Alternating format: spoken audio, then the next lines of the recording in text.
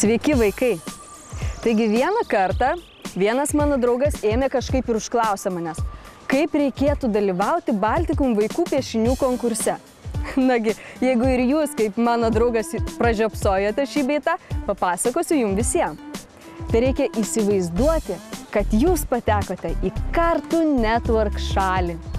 Labai patogiai įsitaisykite, atsigulkite kur nors ar atsisėskite, užmerkite akis ir įsivaizduokite, kad leidžiatės į nepaprastą kelionę po stebuklingą Cartoon Network šalį, kur jį atrastum, kaip ją nukeliautum, o gal tai milijonus kilometrų nuo Žemės nutolusi planeta, kaip jie atrodo. Ta šalis tikriausiai nėra tuščia, kažkas joje gyvena.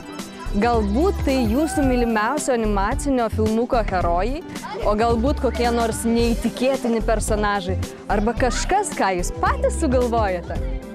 Ką tu ir tavo sutikti herojai toje stebuklų šalyje veikia? Gal žaidžia, gal lenktyniauja, o gal vykdo kokią slaptą misiją? Nupiešk tai. O nupieštą savo darbelį užregistruok Baltikum interneto svetainėje. Už konkurso dalyvius visą gegužės mėnesį balsuoja svetainės lankytojai. O mes kas savaitę apdovanojame po 2 daugiausiai balsų surinkusius dalyvius. Pirmieji dovanų rinkiniai jau iškeliavo pirmosioms savaitės laimėtojams – Augustai Tumaitai ir Aistai Kernagytai į Vilnių. Sveikiname mergaitės! Na, o kiti savaičių prizai laukia jūsų, taip kad dalyvaukit! Tačiau ne vien dėl savaitės prizų verta stengtis. Konkurso pabaigoje kompetentinga komisija išrinks pačius originaliausius darbelius. Jiems bus išdalinta gausybė vertingų dovanų. Planšetinis kompiuteris, dviratis, paspirtukas, Lego rinkiniai ir smagios kuprinės. Be viso to dar kone 100 dalyvių loterijos būdu atiteks smagus Baltikum marškinėliai ir Cartoon Network suvenyrai. Tad piešti ir dalyvauti tikrai verta.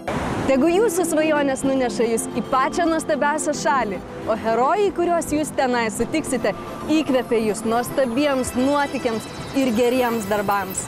Svajok, piešk ir laimėk.